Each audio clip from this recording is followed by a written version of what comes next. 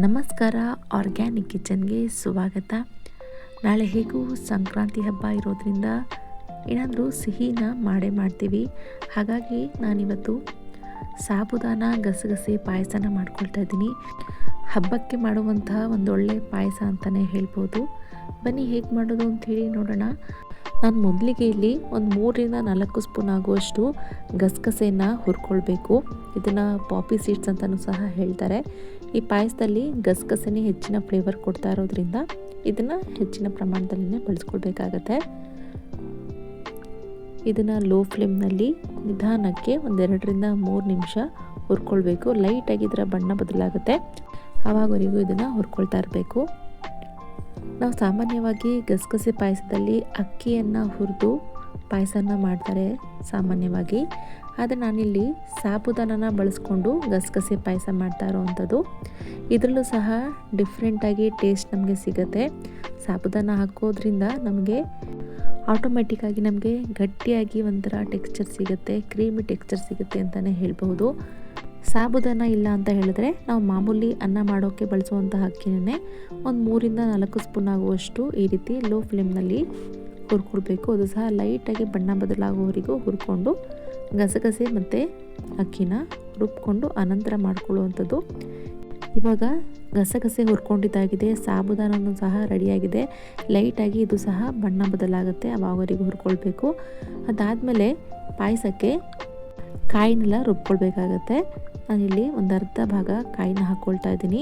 ಒಂದು ಅರ್ಧ ಗಂಟೆ ಮುಂಚೆ ಗೋಡಂಬಿ ಹಾಗೆ ಬಾದಾಮಿನ ನೆನೆಸಿಟ್ಟಿದೆ, ಅದನ್ನು ಹಾಕ್ಕೊಳ್ತಾ ಇದ್ದೀನಿ. 2 ಏಲಕ್ಕಿ, 1 ಸ್ಪೂನ್ ಆಗುವಷ್ಟು ಸೋಂಪು.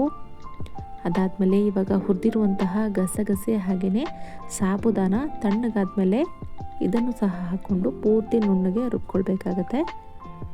ಮೊದಲಿಗೆ ಹೀಗೇ ಡ್ರೈ ಆಗಿ ರುಬ್ಕೊಂಡು ಆನಂತರ ನಾನಿಲ್ಲಿ 1 ಗ್ಲಾಸ್ ಆಗುವಷ್ಟು ಹಾಲನ್ನು ಹಾಕಿ ಪೂರ್ತಿಯಾಗಿ ನುಣ್ಣಗೆ ರುಬ್ಕೊಳ್ತೀನಿ.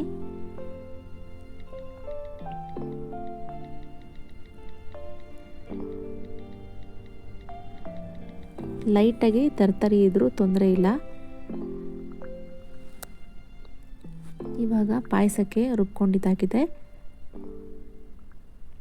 ಇವಾಗ ತುಪ್ಪದ ಒಗ್ಗರಣೆ ಮಾಡ್ಕೊಳ್ಳೋಣ. 1 ಸ್ಪೂನ್ ತುಪ್ಪಕ್ಕೆ ಅದರಲ್ಲಿ ದ್ರಾಕ್ಷಿ ಹಾಗೆಯೇ ಗೋಡಂಬಿ ಹಾಕ್ಕೊಂಡು ಹುರ್ಕೊಳ್ತಾ ಇದ್ದೀನಿ. ಇದು ಸಹ ಲೈಟಾಗಿ ಗೋಲ್ಡನ್ ಬ್ರೌನ್ ಆದಮೇಲೆ ಗಸಗಸೆ ಪಾಯಸಕ್ಕೆ ರುಬ್ಬಿಟ್ಕೊಂಡಿರುವಂತಹ ಮಿಶ್ರಣನ ಇದರಲ್ಲಿ ಹಾಕಿ ಮಿಕ್ಸ್ ಮಾಡ್ಕೊಳ್ಬೇಕು. ಇಲ್ಲಿ ನಾವು ಸಾಬುದಾನನ ಹಾಕ್ಕೊಂಡಿರೋದ್ರಿಂದ ಸ್ವಲ್ಪ ನೀರಿನ ಪ್ರಮಾಣನ ಜಾಸ್ತಿನೇ ಹಾಕ್ಕೊಳ್ಬೇಕು. ಇದು ಚೆನ್ನಾಗಿ ಬಾಯ್ಲ್ ಆಗ್ತಾ ಇರೋ ಟೈಮ್ನಲ್ಲಿ ಗಟ್ಟಿ ಆಗ್ತಾ ಬರುತ್ತೆ. ಇವಾಗ ನಮಗೆ ಎಷ್ಟು ಪ್ರಮಾಣದಲ್ಲಿ ತೆಳ್ಳಗೆ ಬೇಕೋ ಅಷ್ಟು ನೀರು ಹಾಕ್ಕೊಂಡು ಇದನ್ನು ಒಂದು 10-15 ನಿಮಿಷ ಕುದಿಸ್ಕೊಳ್ಬೇಕು. ಅದರಲ್ಲಿ ಹಾಲನ್ನೇ ಹಾಕ್ಕೊಂಡು ಕುದಿಸ್ಕೊಳ್ತಾ ಇದ್ದೀನಿ.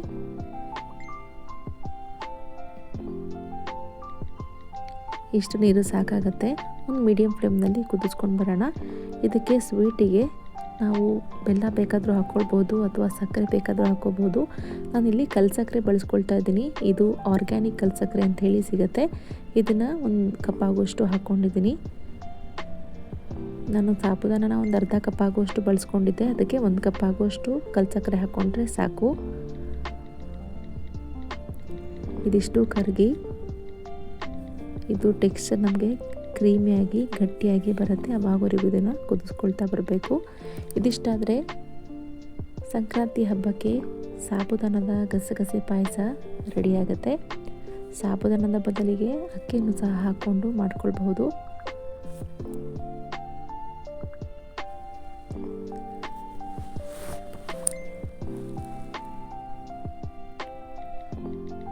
ಚೆನ್ನಾಗಿ ಬಾಯ್ಲ್ ಆದಮೇಲೆ ಸ್ವಲ್ಪ ತಣ್ಣಗಾದ್ಮೇಲೆ ಗಟ್ಟಿಯಾಗಿ ನಮಗೆ ಆಗಿರುತ್ತೆ.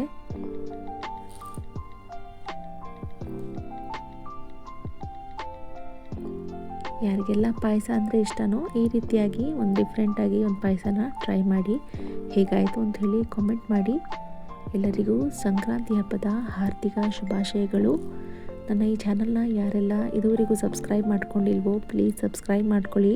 ಈ ವಿಡಿಯೋಸ್ನ ನಿಮ್ಮ ಫ್ರೆಂಡ್ಸ್ ಆ್ಯಂಡ್ ಫ್ಯಾಮಿಲೀಸ್ಗೂ ಕೂಡ ಶೇರ್ ಮಾಡಿ. ವಿಡಿಯೋಗೆ ಲೈಕ್ ಹಾಗೂ ಕಾಮೆಂಟ್ ಮಾಡೋದನ್ನು ಮರಿಬೇಡಿ.